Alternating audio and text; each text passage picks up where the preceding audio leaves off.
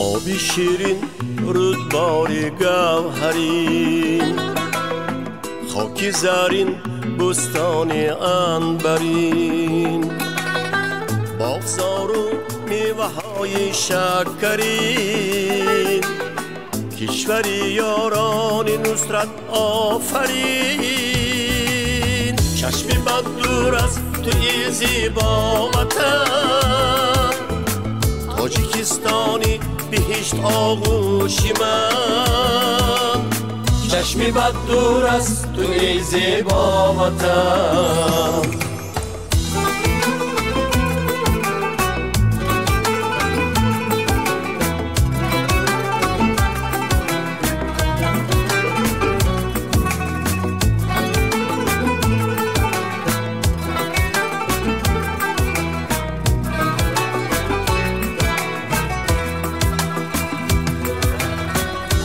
قصری کوهساران آفتاب، پرچمت را می نماید بازتاب. نور بارانی سعادت می رسد، از سمای بی غبارت بی حساب.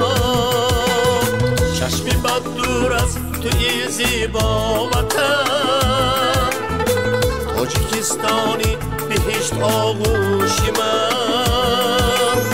چشمی بد دور از توی زیبا وطن.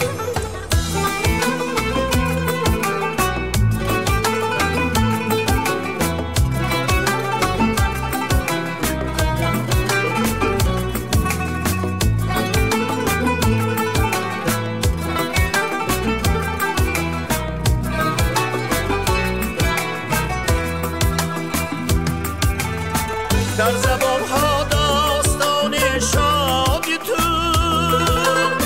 از صفای مرد خوشبون یادی تو.